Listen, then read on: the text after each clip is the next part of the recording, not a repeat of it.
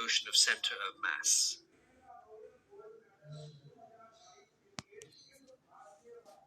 Consider a system of n particles. The sum of internal and external forces on the ith particle is equal to product of its mass and acceleration. Let us add all the forces acting on all these particles. From Newton's third law, force exists as an action-reaction pair. Since the action-reaction pair of every internal force lies within the system, their summation is zero. Therefore, sigma mi into ai is equal to the summation of all external forces. From the discussions of center of mass, we know that at any instant, sigma mi ri is equal to sum of all masses multiplied by the position of their center of mass. Sum of all masses is therefore equal to the mass of the system.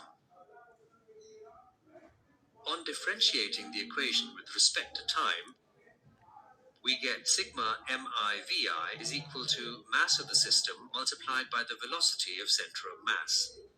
Differentiating the equation once again, we have sigma mi ai is equal to mass of the system multiplied by the acceleration of center of mass. From these two equations, summation of all external forces acting on a system is equal to product of the mass of the system and the acceleration of the center of mass.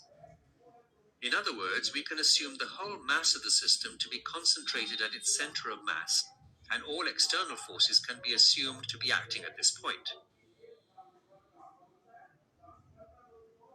So when you throw an object obliquely, all points in the object follow complex paths except for its center of mass. Based on the previous discussion, we can assume the whole mass of the object to be concentrated at its center of mass. The only external force that acts downwards on this point is the gravitational force. Hence, the center of mass follows a parabolic path and satisfies the equation of projectile motion. If an object, due to internal stress, breaks into two in the air and the parts take two different parabolic paths, you could still consider the two parts as a system.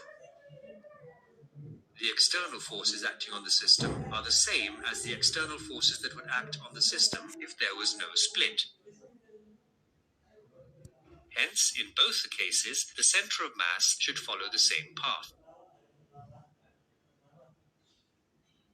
If you locate the center of mass of the system of two pieces of the object at every instant, you would be surprised to find that it follows the same path as the unbroken object. Summary. For any system of n particles, these relations for the motion of center of mass hold true. RCOM equals summation of mi/ri from I equals to 1 to n divided by summation of all the masses. VCO